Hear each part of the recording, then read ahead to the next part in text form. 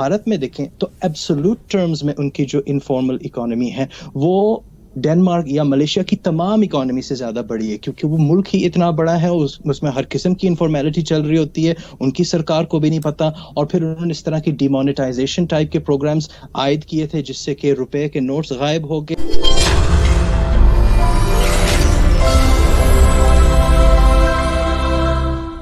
اس کا بھی فائدہ نہیں ہوگا.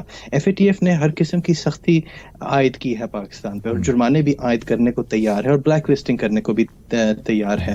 لہٰذا ہمیں جب تک عمل درآمد نہیں نظر آتی، امپلیمنٹیشن نہیں نظر آتی پاکستان میں، تو قانون سازی سے بات نہیں بنے گی. اچھا، قانون سازی سے بات نہیں بنے گی. تو آپ دوسرے لفظوں میں یہ کہہ رہے ہیں کہ اس بل کو لائے جانے کا کوئی خاص فائدہ یا افاقہ نہیں ہوگا؟ یعنی کہ اس میں جو چیزیں انہوں نے ڈالنے کی کوشش کی ہے ان قوانین میں، ان میں میرٹس بھی ہیں، اور وہ بہت اسپیسیفک انداز سے کوشش کرتے ہیں کہ ایف اے ٹی ایف کی دیگر جو شکایات ہیں ان پہ ان کو ٹھیک کرنے کی کوشش کی جائے. لیکن ایک اچھا فائنینشیل آرکیٹیکچر بنانے کے لیے جو ہمارے پرانے قوانین بھی تھے وہ بھی کافی تھے، بلکہ وہ زیادہ سخت بھی تھے ایف اے ٹی ایف کی ریکوائرمنٹس. اگر آپ پرانے 90s کے آرڈیننسز دیکھیں وہ بہت سخت ہیں، لیکن چونکہ ہم عمل درآمد نہیں ہوئے تو سختی کا بھی فائدہ نہیں ہوا، کیونکہ حقیقت میں تو آپ کی انفارمل اکانومی اتنی بڑی رہی ہے اور لوگ اپنے کاروبار اور سارے جو ڈیلی کام ہیں وہ خود بخود کرتے رہے ہیں وداؤٹ فائنینشیل اوورسائٹ. تو چونکہ آپ سخت یا نرم کریں اپنے قوانین کو، عمل درآمد ہونا یہ درکار ہے. اچھا، یہ بتائیے گا چوہان صاحب، آپ نے جو انفارمل کا ذکر کیا ابھی، انڈیا اور افغانستان کے بارے میں بھی آپ کی ایک رائے ہے، آپ ذرا اس کو ایلیبوریٹ کرتے ہیں ہمارے لیے؟ جی، در حقیقت میں ایف اے ٹی ایف کا جو سخت یہ ایٹیٹیوڈ ہے پاکستان کے خلاف، میں اس کی مخالفت کرتا ہوں. اس کی وجہ یہ ہے کہ اگر آپ دیکھیں تو یہ چاہتے ہیں کہ انفارمل اکانومی کی وجہ سے پاکستان کو گرے لسٹ یا خدا نخواستہ بلیک لسٹ کر دیا جائے. تو پھر ہمیں پیچھے ہٹ کے دیکھنا چاہیے کہ اگر آپ انفارمل اکانومی دیکھیں تو افغانستان کی تقریباً تمام اکانومی انفارمل ہے. ریلیٹیولی تو ان کی تقریباً 100% اکانومی انفارمل ہے، کیونکہ افغانستان میں تو وہ نظام نہیں رہا.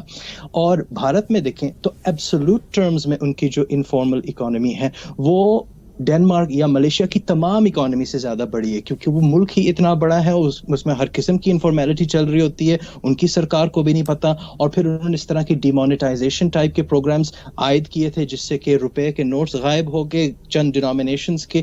تو ان کی انفارمل اکانومی اتنی خراب ہے، ان پہ کیوں نہیں جرمانے عائد کیے جاتے، اور افغانستان پہ کیوں نہیں عائد کیے جاتے؟ یہ پاکستان کو اس کے ساتھ یہ امتیازی سلوک کیوں کیا جا رہا ہے؟ یہ ایک بات ہے جو ہماری عوام کو جاننا چاہیے ایف اے ٹی ایف کے متعلق. جی، سلمان شاہ صاحب کی طرف آؤں گا. شاہ صاحب سے یہ بتائیں، کون سے ایسے میجرز ہیں جو امیجیٹ بیسس پہ گورنمنٹ کو لینے کی ضرورت ہے جس سے وہ منی لانڈرنگ کو روک سکے؟ ٹیرر فائنانس پہ آلریڈی گورنمنٹ نے بہت سارے انیشیٹیوز لیے ہیں، بینڈ آؤٹ فٹس پہ بہت سارے انیشیٹیوز لیے ہیں. جو منی لانڈرنگ ہے اس پہ گورنمنٹ انسٹنٹ انیشیٹیوز کیا لے سکتی ہے سر؟ دیکھیں بھائی، اس وقت تو آپ کو پتا ہے کہ آپ کے فائنینشیل سیکٹر میں خاصی زیادہ آپ چھان بین کی جا رہی ہے، اور اس کے اوپر آپ کو اکاؤنٹ کھولنے کے وقت بھی آپ کی پورا ڈیٹیلز لی جاتی ہیں اور آپ کی جو ٹرانزیکشنز ہیں وہ بھی نوٹڈ ہوتی ہیں. سو پاکستان کا ایک بڑا اوپیک قسم کا نظام تھا جس کو اب ایف اے ٹی ایف کی وجہ سے اس کو بہتر کیا جا رہا ہے، ان دا سینس کہ اس میں ٹرانسپیرنسی آ رہی ہے اور اس میں جعلی پرسن یا جعلی ٹرانزیکشنز کرنا اب بتدریج مشکل ہوتا جا رہا ہے. اور اگر ہم پاکستان کی ہسٹری بھی دیکھیں تو اس میں ابھی تک کوئی بینکنگ ٹرانزیکشنز کی وجہ سے میرا نہیں خیال کہ کسی کے اوپر کنوکشن آئی ہو کہ انہوں نے ابھی تک کوئی منی لانڈرنگ کی ہے یا نہیں. دوسری بات یہ ہے کہ ہمارا جو سسٹم ہے بینکنگ سسٹم کے علاوہ بھی حوالہ سسٹم، اس میں بھی ابھی آپ کو خاصی امپروومنٹ کرنے کی ضرورت ہے. اور ہمارے کیونکہ فارن ایکسچینج لاز بھی کچھ ایسے تھے کہ وہ انانیمٹی دیتے تھے فارن ایکسچینج ٹرانزیکشنز میں، تو اس کو بھی چینج کیا جا رہا ہے. تو آئی تھنک کہ یہ ایک ہم ایک ایسی سچویشن میں ہیں جو ہم فوکس میں آ گئے ہیں دنیا کے. اور وار آن ٹیرر جو تھا وہ کیونکہ پاکستان ایک قسم کا اس کا بھی وکٹم رہا ہے, اور پاکستان کے اندر خاصی دنیا کی سے ٹیررزم آئی بھی ہے, اور پھر یہاں سے آگے افغانستان میں وار آن ٹیرر جو ہے وہ بھی پچھلے کئی سالوں سے چلا ہے. اس لیے ہم مائکروسکوپ کے نیچے ہیں, اور آئی تھنک کہ اس مائکروسکوپ کے ساتھ اگر ہم اپنے آپ کو گرے لسٹ سے نکال کے وائٹ لسٹ یا اس سے ایگزٹ ہو جائے تو وہ ہمارے لیے بڑی امپورٹنٹ. جی آپ کا پوائنٹ آ گیا. Last question to you doctor Chauhan. سوال میرا یہ ہے چوہان صاحب, یہ مجھے بتائیے مختصراً کہ اپوزیشن کا جو مطالبہ ہے کہ یہ خصوصاً یہ جو 180 دن والا ہے, یہ جائز ہے؟ ہمارے سول رائٹس اور سارا جو قانونی سسٹم ہے اس کے مطابق آپ کا ڈیو پروسیس ہوتا ہے, اور یہ اس کا تعلق میرے مطابق FATF کے کسی قانون سے براہ راست نہیں ہے.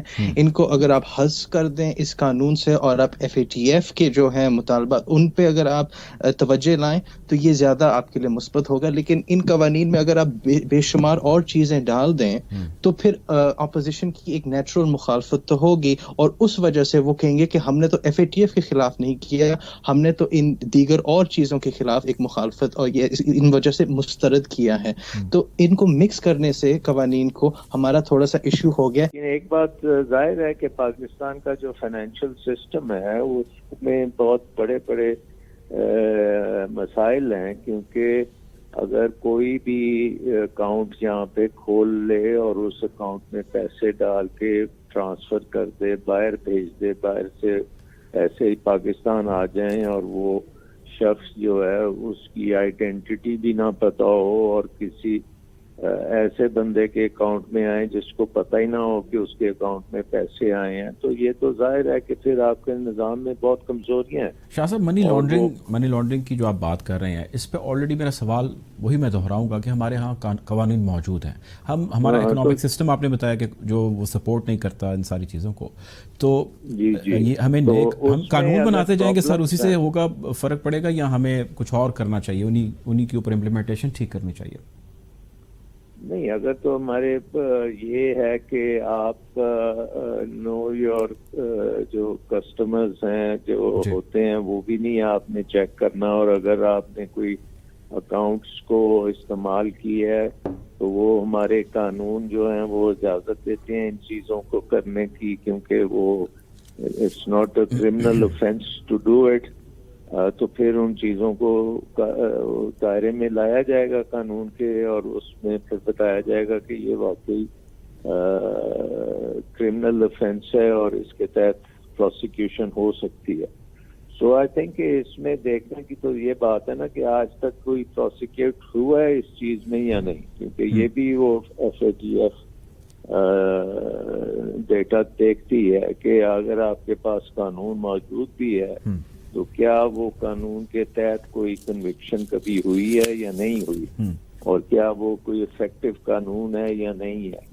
سو آئی تھنک کہ اس میں تو اب یہ پارلیمنٹ میں ہی پتہ لگے گا کہ ایگزیکٹلی ان قانون جو ایگزسٹنگ قانون ہیں اور اس میں کیا ڈیفیکٹس ہیں اور ان کو کیسے دور کیا جا سکتا ہے. جی شاہ صاحب آپ ہمارے ساتھ ہی رہیے گا, آپ میرے ساتھ رہیں, میں واپس آتا ہوں آپ پہ شاہ صاحب, آپ ساتھ رہیے گا. ہمارے ساتھ جوائن کیا ڈاکٹر عثمان چوہان صاحب نے, director economic national affairs at centre of aerospace and security studies. Chauhan صاحب میرا آپ سے کوشچن یہ ہے کہ ہم پہلے قوانین موجود ہیں, اب ہم ایک ایسا بل لے کے آ رہے ہیں جس کے تحت پولیس کو ہم 180 دن تک حراست میں رکھنے کی ایک اجازت جو ہے وہ ہم دے رہے ہیں, جس پہ اپوزیشن نون لیگ اور پاکستان پیپلز پارٹی نے آ کے برملا اظہار کیا, انہوں نے ٹاک کیا, اسٹیٹمنٹس دی ہیں. اس کی ضرورت ہے؟ آپ کی بات بالکل صحیح ہے.